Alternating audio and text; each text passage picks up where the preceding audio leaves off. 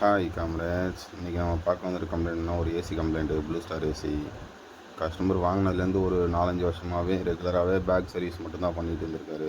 சரின்னு சொல்லிட்டு ஃபில்டர்லாம் ஃபுல்லாக டஸ்ட் இருந்துச்சு. காயில் பார்த்தா காயில் க்ளீனாக இருக்க மாதிரி இருக்குது, ஆனால் இன்னர் காயில் கோரில் வந்து டஸ்ட் இருந்துச்சு. அவுட்டோர் வந்து பார்த்தா அவுட்டோர் பைப்பில் சுத்தமாக ஸ்லீவ் வந்து ஃபுல்லாக உளுத்து போய் கொட்டுற நிலமையில இருந்துச்சு.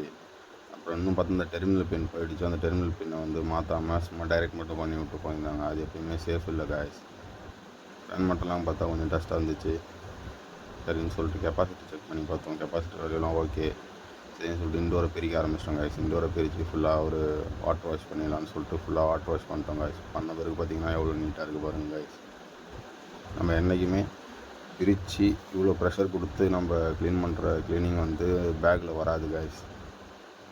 இது எப்படி இருக்குது. அதேமாதிரி ஸ்லீவும் மாற்றிட்டோம். ஸ்லீவ் வந்து மற்றவங்களுமே நம்ம கிழிச்சு போட மாட்டோம். பைப் ஃப்ளார் கட் பண்ணிட்டு ஃபுல்லாக அப்படியே ரோலாக ஃபுல்லாக இன்செர்ட் பண்ணி ஃபுல்லாக ப்ராப்பராக தான் காய்ஸ் போடுவோம். திரும்பி ஃப்ளார் பண்ணி போட்டு 2 பிராஸ் நெட்டு இல்லை காய்ஸ், அதனால் 2 பிராஸ் நெட் மாற்றிட்டு அந்த கனெக்டரி மாற்றிட்டு ஃபுல்லாக பார்த்தீங்கன்னா பக்காவாக ரெடி பண்ணி கொடுத்துட்டோம் காய்ஸ். இன்சுலேஷனை பார்த்தீங்கனாலே தெரியும். அது ஃபஸ்ட்டு இன்டோர் பைப்பை வந்து பெண்ட் பண்ணி வச்சுருந்தாங்க. நம்ம அந்த வாட்டி கொஞ்சம் அவுட்டோர் பைப்பை பெண்ட் பண்ணி கரெக்டாக போட்டு கொடுத்துட்டோம் காய்ஸ்.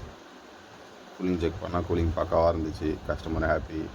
சரின்னு சொல்லிட்டு கஸ்டமர்கிட்ட சொல்லிட்டு அமௌண்ட்டை கலெக்ட் பண்ணிட்டு கிளம்பிட்டோம் காய்ஸ். மேலும் என்னோடய வீடியோக்கள் பிடிச்சிருந்தா ஒரு லைக் போடுங்க காய்ஸ். Thanks to watch.